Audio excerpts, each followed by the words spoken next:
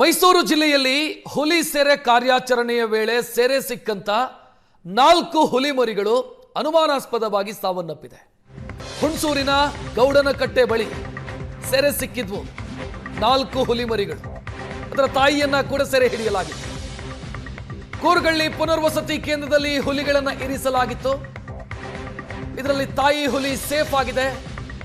4 ಹುಲಿ ಮರಿಗಳು ಅನುಮಾನಾಸ್ಪದವಾಗಿ ಸಾವನ್ನಪ್ಪಿವೆ. ನವೆಂಬರ್ 30ನೇ ತಾರೀಕು ಕಾರ್ಯಾಚರಣೆ ಮಾಡಿ ಈ ಹುಲಿ ಮರಿಗಳನ್ನ ಸೆರೆ ಹಿಡಿದಿತ್ತು. ಕಾರ್ಯಾಚರಣೆಯ ವೇಳೆ ಮರಿಗಳು ನಿತ್ರಾಣಗೊಂಡಿದ್ವು ಅನ್ನುವಂತ ಮಾಹಿತಿ ಇದೆ. ಇನ್ನು ಮರಿಗಳನ್ನ ಆ ನಂತರ ಸೆರೆ ಹಿಡಿದಿದ್ದು ಮೊದಲು ತಾಯಿ ಹುಲಿಯನ್ನ ಸೆರೆ ಹಿಡಿದಿದ್ದು. ತಾಯಿಯಿಂದ ದೂರವಾಗಿ ಆಹಾರ ಇಲ್ಲದೆ ಬಳಲಿದ್ವು.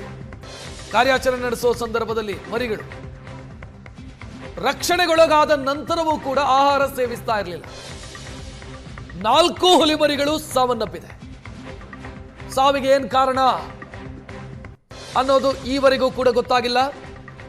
ಹುಲಿ ಮರಿಗಳ ಅಂಗಾಂಗವನ್ನು ಬೆಂಗಳೂರಿನ ಲ್ಯಾಬ್ಗೆ ರವಾನಿಸಲಾಗಿದೆ.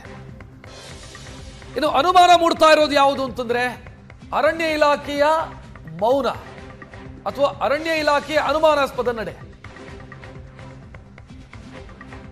4 ಹುಲಿ ಮರಿಗಳು ಸಾವನ್ನಪ್ಪಿದ್ರೂ ಕೂಡ ಮಾಹಿತಿಯನ್ನ ಅರಣ್ಯ ಇಲಾಖೆ ಇಲ್ಲಿವರೆಗೂ ಕೂಡ ಕೊಟ್ಟಿಲ್ಲ.